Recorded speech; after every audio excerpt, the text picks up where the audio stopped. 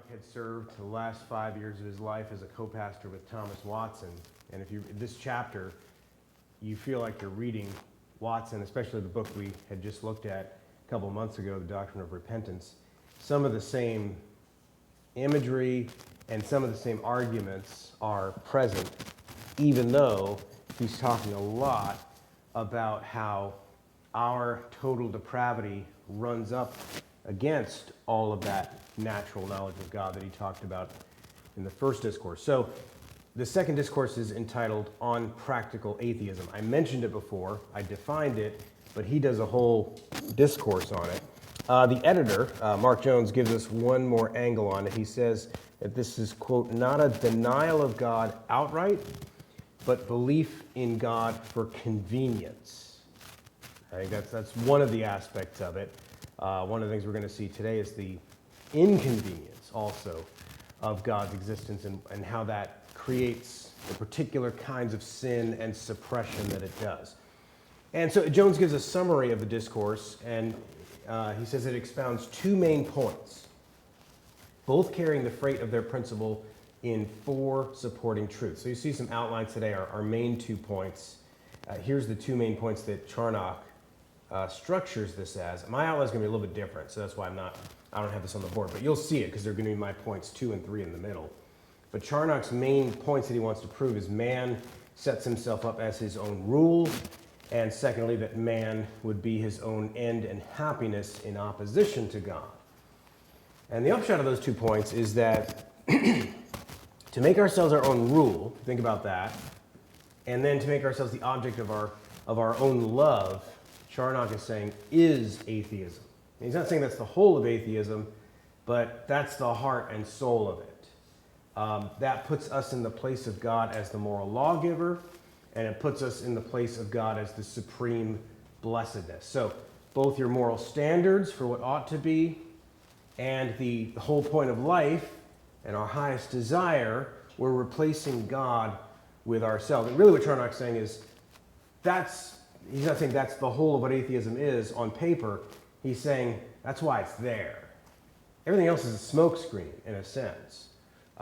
So he spends 15 pages developing the thesis that practical atheism is natural to man in his depraved state and very frequent in the hearts and lives of men. And so that brings up the actual outline where I put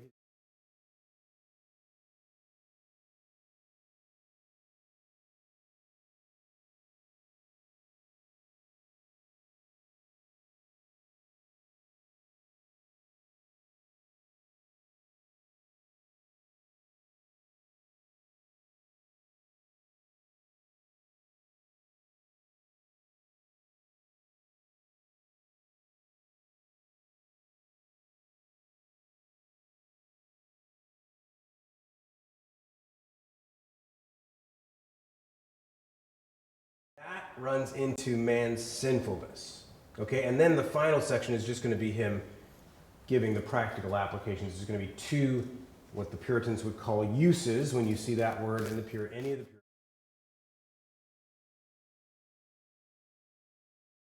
So, let's get to it.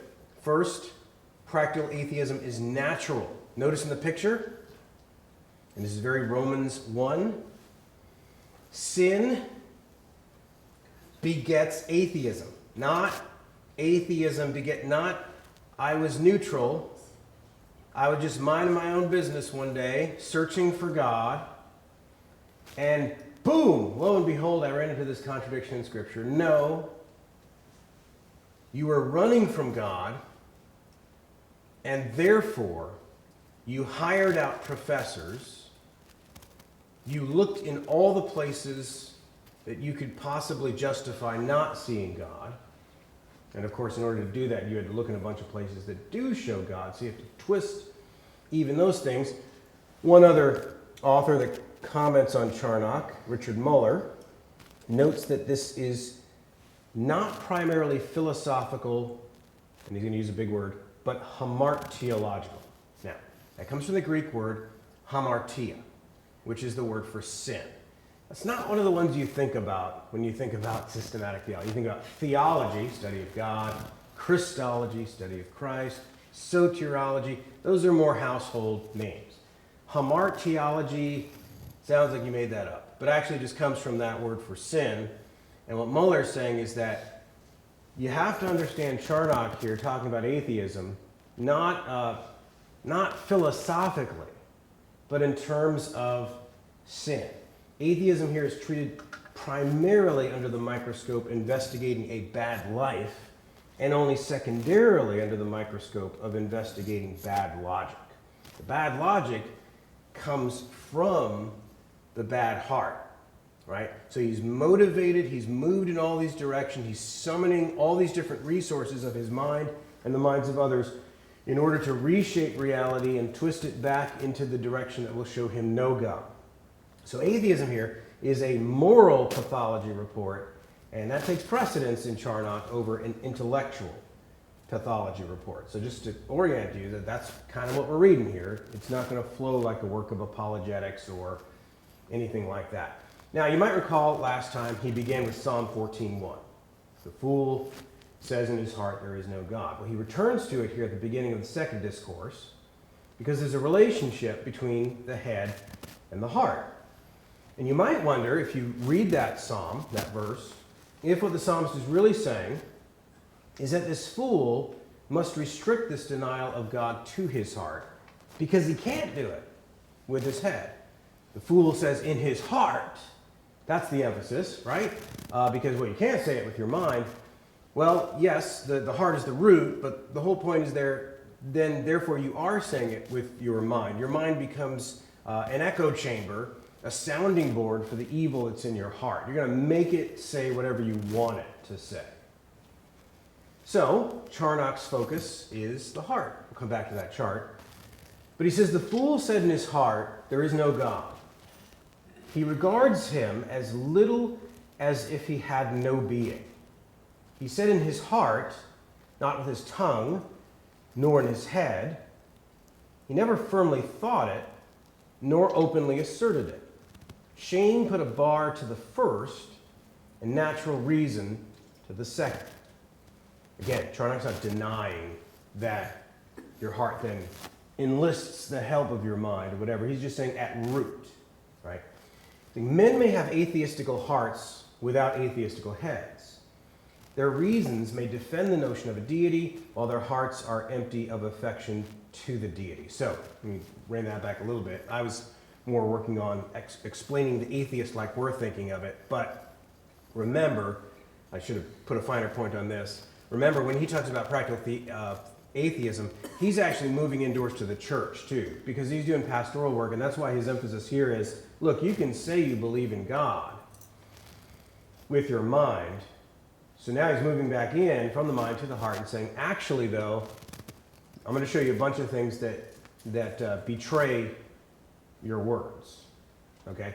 So now, given this, the fact that Charnock had a positive view of natural theology, and we saw it in the last 2 weeks, in what sense is this natural? Because I say this practical atheism is natural. He just said that God in the world, the knowledge of God in the world, there's a natural knowledge of the world. So is Charnock using the word natural in two different ways? And the answer is yes.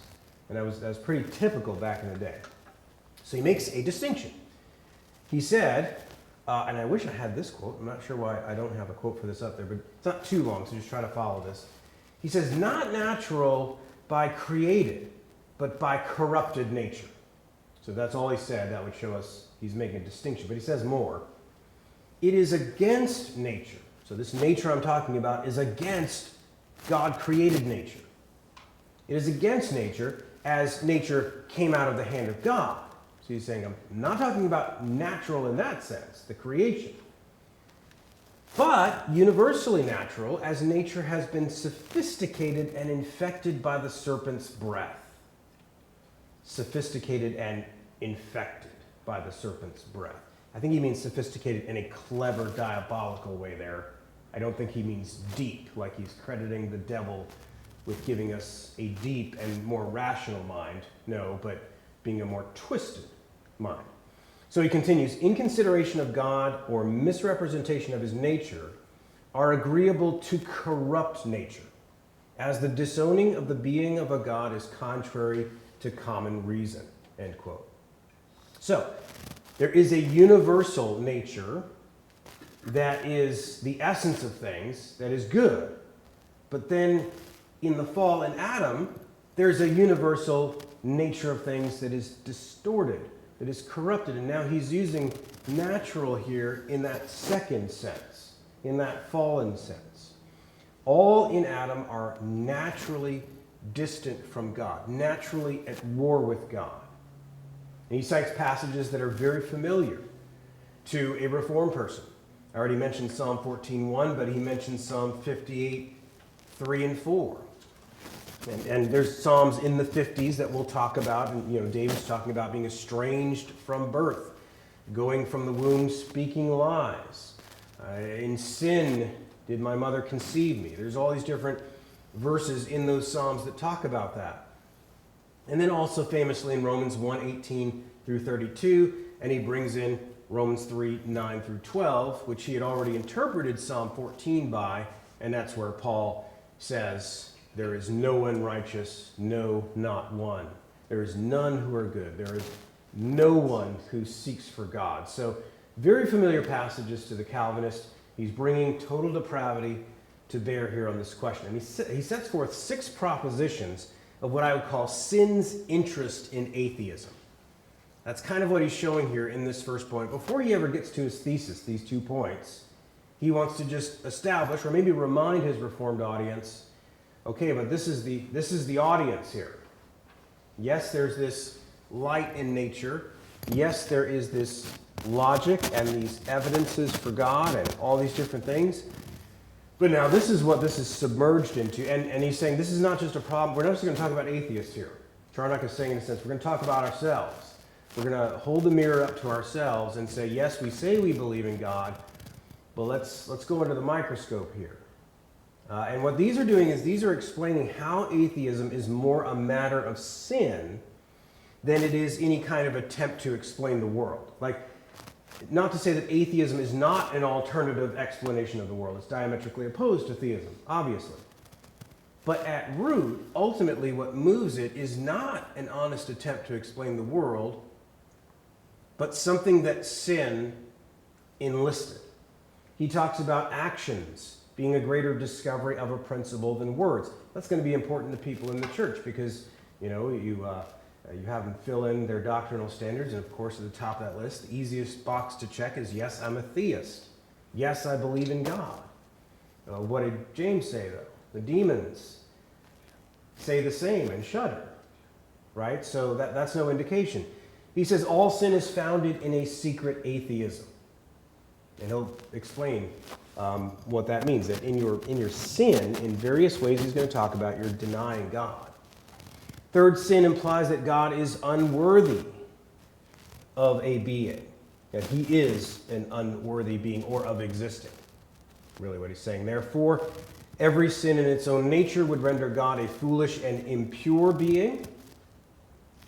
In other words, it accuses God, usually in the area of goodness. He's withholding this from me. Think of Genesis 3, the foundational lie of the devil there. 5, sin in its own nature endeavors to render God the most miserable being. In other words, he's a cosmic killjoy. That's why this command. That's why this restriction. When I sin in that way and leap over that boundary, that's what I'm saying, no matter what I say with my words. Number 6, men sometimes, in some circumstances, do with the not being or non-existence of God. I think that was a typo. I think that dealing with or deals with God in that way. I'd have to go back to the book, but I think it might be a typo there. But now we're ready to go to our main 2 points, which, and the reason I brought up this whole first section is not just that he has to establish that at first, and maybe he's just reminding them because it's a Reformed audience, but in a way, his 2 main points are proving this thesis that, again, the thesis that practical atheism is natural. And so what's proving that? These 2 theses. The first one is that man is his own rule. Man as his own rule. That's the first thing he means by practical atheism in terms of think of these as the 2 pillars of practical atheism. Man as his own rule, man as his own chief end. But this is the first of those. And he divides this under 4 heads. First, man naturally disowns the rule God sets him. So I drew this like this. First of all, his crown over his head kind of slipped down. I was glad to find that picture. Because the idea is that this is foolish to try to take the place of God as king and lawgiver. And in that blindness, remember, professing to be wise, they became fools, Romans 1:21. I pictured this as a descent, because I think that's what Charnock has in mind. Think of Psalm 1:1, that somebody stands in the way of sinners and then eventually it descends to sits in the seat of scoffers. So you have this imagery.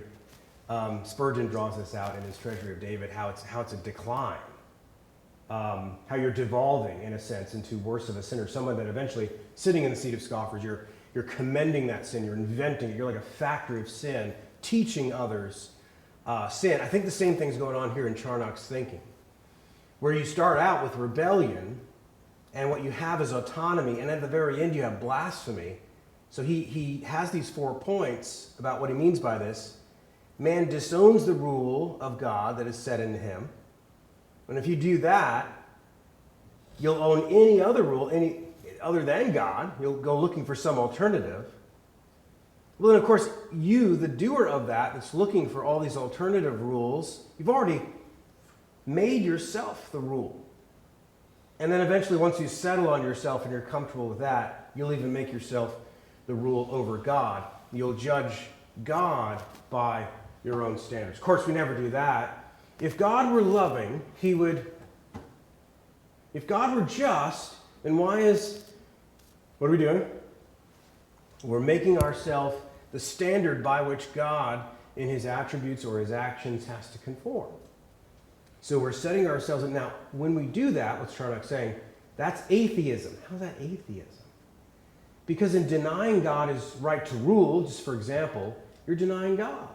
If you deny God either his love or his justice or his holiness or his infinity, you are in effect denying God, because you have in your mind some creature, which is not God. Right? So that's what he's saying here. Now, the first of these sections is pretty extensive, that first section. I'm going to list all the ways that he draws out this disowning. But there is what he calls an internal and an external principle to this disowning the rule of God. First, the internal. Here's how he says it. God's law, cast against a hard heart, is like a ball thrown against a stone wall, by reason of the resistance rebounding the further from it. The meeting of divine truth and the heart of man is like the meeting of 2 tides. The weaker swells and foams. Sin was in a languishing posture, as if it were dead, like a lazy garrison in a city, till upon an alarm from the adversary, it takes arms and revives its courage. Now, I don't think Charnock, by that illustration, is saying that your sin was basically non-existent. He's saying there's indwelling sin, but he wants to create this imagery where the one thing that'll get, in a sinner, will get you passionate about the things of God is God telling you what to do in a way that challenges your most treasured sins. And then, boom. So this imagery of a lazy garrison in a city. And then this alarm, this sort of, this horn gets blown and goes off. This trumpet sounds. And all your resources come in to say, no, that's not a sin. No, God never said that. And so you start bringing in all these resources. But that's the internal principle, because what is he saying there? He's saying there's truth that's coming in and it's meeting what the abundance of the heart is, in this case, which is sin. Now, the external principle, just go back to this picture. Charnock cites Psalm 14:4. Now, that's the same psalm. The fool says in his heart, there is no God. But he then turns outward, where God says that they, these atheists, eat up my people as they eat bread.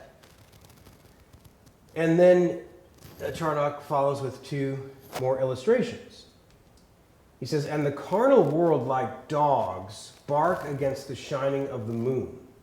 So much men hate the light that they spurn at the lanterns that bear it." What's he getting at there? The psalm said, "Eat up my people" here. So now the issue is not the words coming here against my sin, and this is what my sin does. Now the psalmist is saying that atheists, because that's true, attack my Christians. Or in David's day, it would have been attack my people Israel. Charnock is telling you why. So much men hate the light that they spurn at the lanterns that bear it. And because they cannot endure the treasure, often fling the earthen vessels against the ground wherein it is held. And that's just classic John 3:19 and 20. Where Jesus says, this is the judgment, that light has come into the world, but men loved darkness, hated the light, and therefore would not come to it. But there's this added element in Psalm 14:4, because you remind them, just in a couple of weeks we're going to talk about Lot in Sodom, and Lot didn't do too well morally, but there is one shining moment there where he speaks to the crowd, and just him saying, "Brothers, don't be wicked," that was enough for them to rush him, and if they had their chance, they would have killed him. So the psalmist is saying is, the people act in violence against Christians fundamentally because their speech and life reminds them of God's obligations on them. And they hate God, and therefore they hate being reminded of God's law through your words and through your actions. So this aspect of practical atheism can be summed up in one word, and that is autonomy. That's the word I have there in the middle there. In other words, self-law. At the heart of the first sin of Adam, Genesis 3:5, the heart of it was to live independently of his creator and to be a god himself. You shall be as gods. So if you have the perceived need to be a god, to be like God, to take the place of God, your nearer problem than other Christians is that you have this law inside of you. And we can apply this in two different ways. One, to the atheist, we can at least talk about Romans 2:14 and 15. So you have this law written on the heart. But if you are genuinely a believer, and if you're convicted and you're getting mad at other Christians, then you've got Jeremiah 31 kind of the law written on your heart, or Romans 7, where Paul is wrestling with this law that wages inside his members, but I have this other law, and I want to do God's law, and so on. So if you are a practical atheist, if you are craving autonomy, then your conscience is an even nearer enemy than other Christians. You need to silence that most familiar disputant, and Charnock compares the conscience to an officer of God. So he's there with God, with God's badge, reminding the believer or the unbeliever of their obligations and of the threat of punishment if those obligations are not met. Now, what does Charnock mean by the fourth and final division, that man would make himself the rule of God? I kind of hinted at it already, but just to use his words, it's simply that, quote, that God should be our benefactor, but not our ruler. We are content to admire his excellency and pay him a worship, provided he will walk by our rule. Now, at this point, I suppose you can come up with all sorts of examples of other people. That's what we do. And he's like, yeah, that's why there's seeker-sensitive services and that whole kind of religion, because you'll take these things from God, but not his threatenings, or not his justice, or not his holiness. And that's true. But I think we all have our examples of that, where we'll take this and that of God, but we'll mute his law at certain points, where either because we have a private sin, a treasured sin, or because we have some area of God's word over some area of life that we're just not comfortable with, and so we'll mute that area as well. And what Charnock is saying is that is an element of atheism, because you're denying God's right to rule in some area, in any area. So he provides another list. 9 of the most common ways that we substitute ourselves for God's law. Not sure how exhaustive Charnock believed this list was, but these are 9 ways we substitute ourselves for God's law. Number 1, in the strivings against the law. 2, in disapproving the methods of God's governing of the world. So you think about that goes back to if God were just, why this and why that. 3, in impatience in our particular concerns. And there he has trials of ours in mind. 4, in envying the gifts and prosperities of others. That's just 10th commandment right there, coveting. And when we do that, we're saying that God is wrong to have distributed things the way he has. 5th, in corrupt matters or ends of prayer and praise. It's just James 4 and James 1, asking amiss. 6, in interpreting the judgment of God from the disadvantage of the sufferer. Think of Job's 3 friends. You think, well, they're guilty of legalism. Well, Charnock's saying they're also guilty of atheism at that point. 7, in mixing rules for worship with those that have been ordered by him. So that's why we have our regulative principle, that maybe God needs a little bit of help here, or maybe God is wrong. That's what we're saying. Number 8, in fitting interpretations of Scripture to our own minds and humors. Anytime we say, those are your verses, those are my verses, you're saying some of those verses are not God's verses. There's a lot going on there, but Charnock's saying atheism is part of what's going on there. 9, in falling from God when his will grates upon us or crosses our will. Okay, so when we're doing any of those things, we are, to some extent, setting ourselves up as a law over God. That God is wrong in this area, that he's not good in this area, or something like that. That this is not wise, this does not take into account the way the world is now, or the way it is for me. These are ways we're setting up ourselves as law and judge over God. So here's the second pillar. If man as a law over God is the first pillar, this is our chief end. And when you say it like that, I wouldn't consciously do that, but again, it's going to be subtle, just like with God's law. He divides this under 4 heads, and each of these, you'll notice, again, is maybe more perverse than the one before it. So I think, again, the same kind of progression, or you might say regression, is going on here. Man would make himself his own end and happiness, and that, in a sense, is the easiest to do because there's something natural about that. I can't act as an end for anyone else. I am me. I'm the only one. So we have a self-preservation instinct, and so on. 2, he would make anything his end in happiness rather than God. Notice the same thing happened there as with the law. If you make yourself a law, well, then anything but God will do, and that leads to the next step. 3, he would make himself the end of all creatures. In other words, I'm the point in these circumstances too, or for you. So you get a self-absorbed person. And then 4thly, he would make himself the end of God. So this mirrors perfectly what he said about the law. The same thing happens in our fixing our chief end. And he makes a point about natural theology too, that all of our natural theological reasoning in the world will rise up at the judgment against us if we cut out of our relation to God either our utter dependence on him or our ultimate happiness. If we're going to anything else for our ultimate happiness, Charnock is saying we have a different God. But here's how he says it. As God ought to be esteemed the first cause in point of our dependence on him, so he ought to be our last end in point of our enjoyment of him. Notice how he takes these 2 words or concepts from natural theology. In a sense, you could say, look, if you didn't learn this from your natural theology, well, you did it wrong.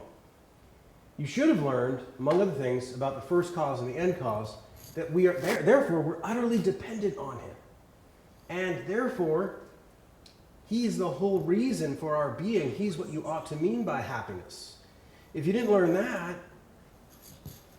then this was all a waste.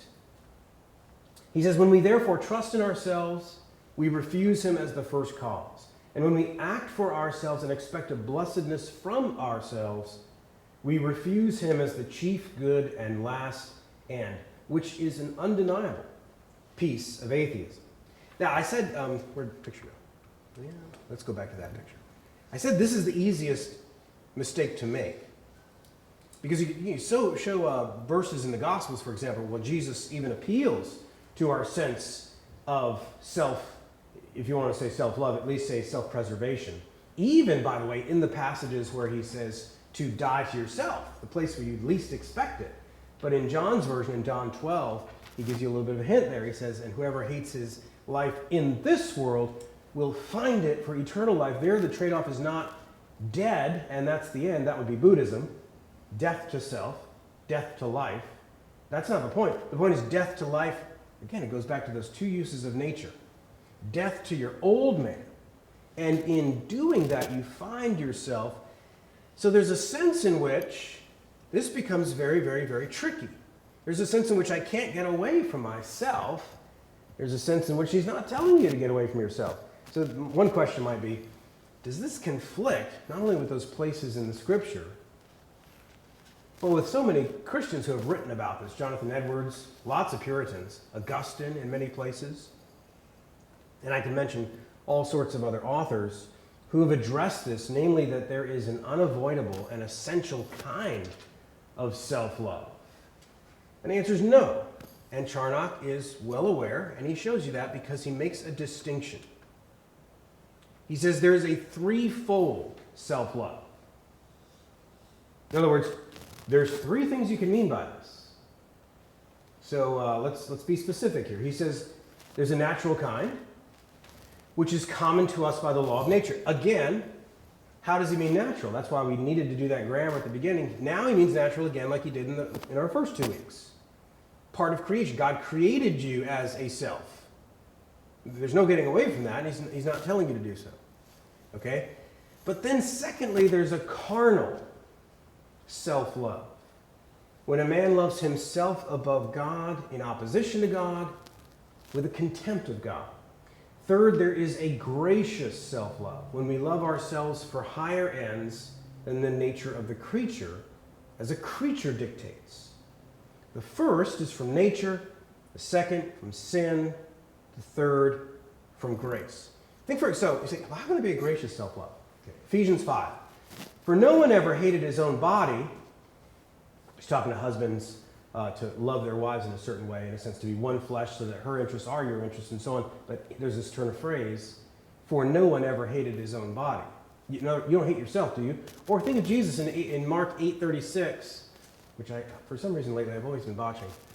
For what does it profit a man if he loses his soul to gain the whole world? I probably did it backwards again, but you know the verse I'm talking about. So the Bible appeals to our ultimate happiness. In doing so, though, we have to die to what we think or what this world says is our happiness. Okay? So this is a very important distinction. But this perversion is intensified in that we would make anything our end rather than God. So again, now we're going this way instead of downward. Now the perversion is kind of going that way. It's not done consciously from the start. Rather, one of the effects of sin is to begin to divorce our true chief end from its proper subordinate ends.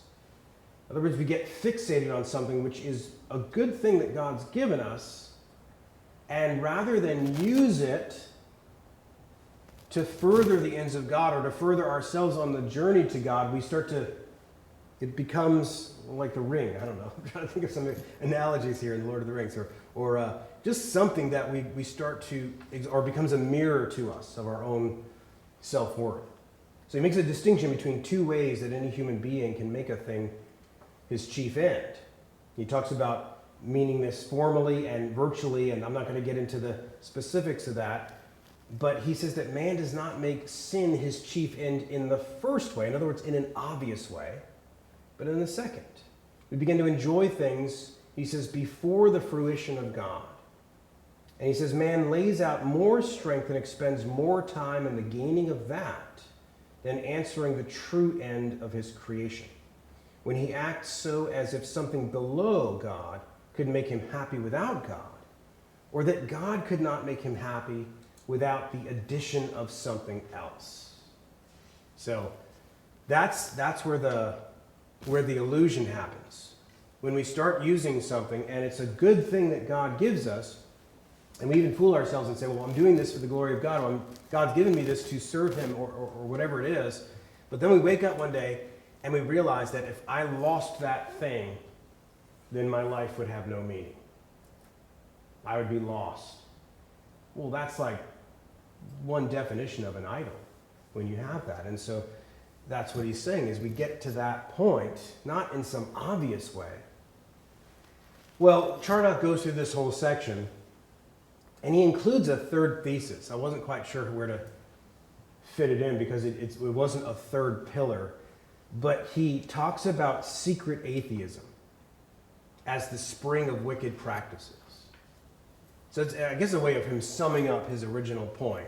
So I have this guy running, and when we think of atheism, we think of his arguments. We think of his supposed evidence. We think of his scoffing at silly, superstitious, religious people, etc. But actual atheism is idolatry and superstition and presumption. These are the three words that Charnock uses to divide this out. This is secret atheism, and it's the spring of wicked practices. And it's evidence in two main areas, namely unworthy imaginations of God, and then secondly, our natural desire to be distant from him and unwillingness to have any acquaintance with him. Now, I mentioned one of my first definitions of practical atheism a couple of weeks ago was living your life as if God did not exist, or maybe carving out some part of it as if God didn't exist. But what he's saying here is that we actually do things and feel things that make that happen. We don't just wake up one day in that state, but we start to push God more out of the picture or neglect some ordinance or spiritual practice. And so these symptoms are connected under the surface. He says, we join a new notion of God in our vain fancies and represent him not as he is, but as we would have him to be, fit for our own use and suited to our own pleasure. And it's from this that all idolatry and superstition and presumption springs. He defines superstition as nothing else but an unscriptural and unrevealed dream of God. So he's going to describe these now. Let me bring this quote here, because he's going to use these words, presumption and superstition, as two extreme opposites, two different ditches that you can fall in. But he's saying that the road to these is the same road. So here's how he says it. God's patience is apprehended to be an approbation of their vices. Let me stop right there. What he's doing here is he's giving you a list of what he means by carving out or fashioning God in a way that will justify my distance from him or my ability to commit the sin or whatever else. So this is the refashioning process. God's patience in this person is apprehended to be an approbation of their vices. And from the consideration of his forbearance, they fashion a God who they believe will smile upon their crimes.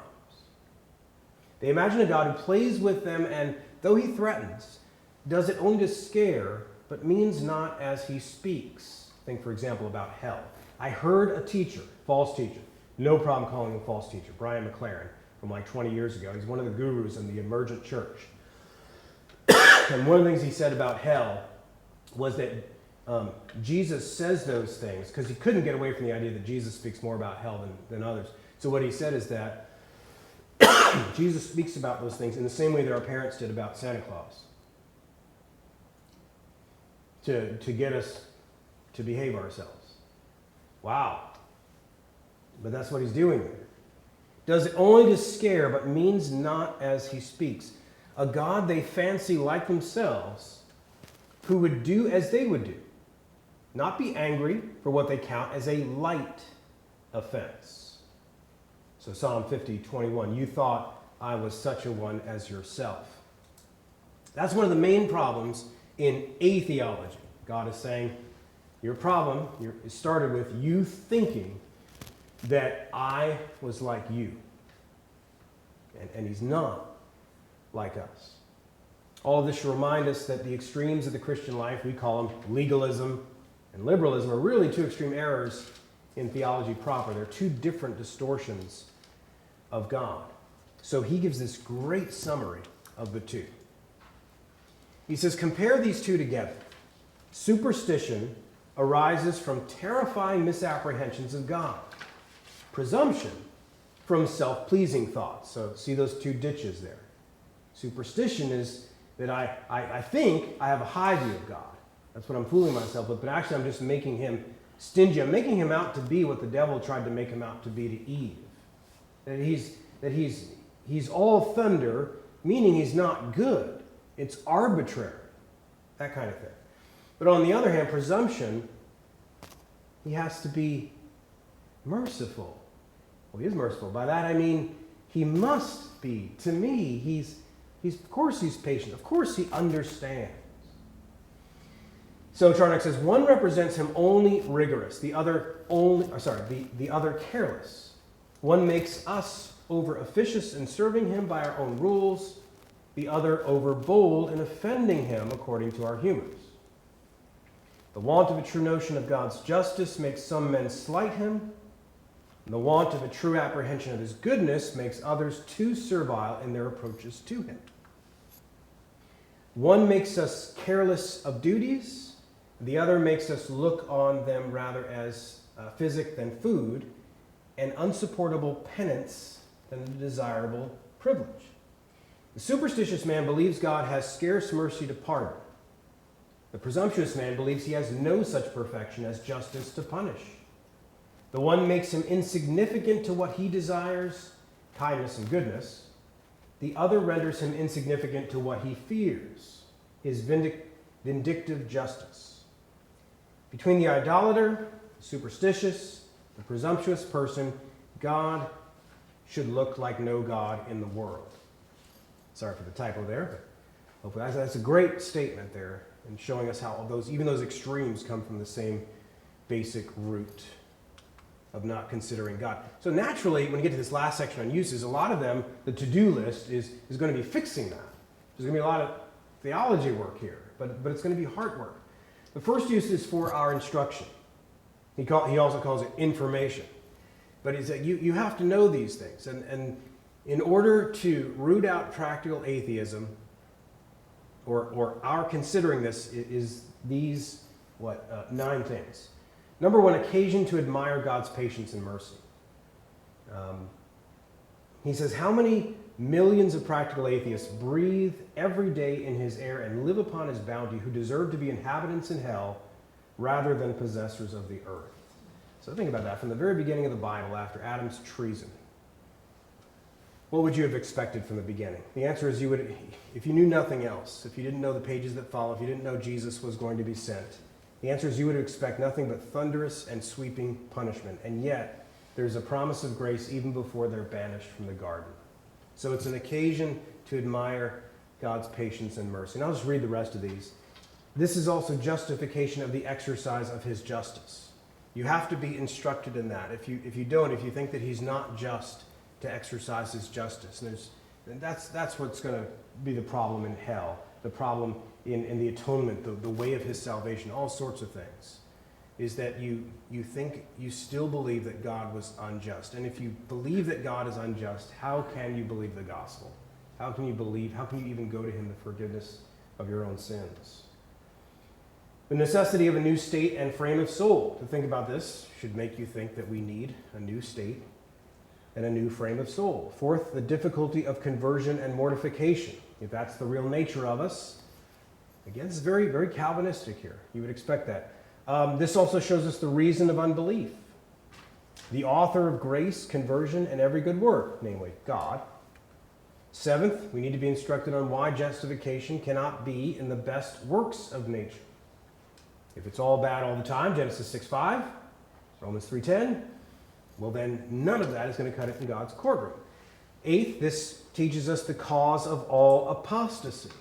It's really the same substance as atheism. And ninth, the excellency of the gospel and Christian religion. So it's for our instruction. Then finally, this is for our exhortation.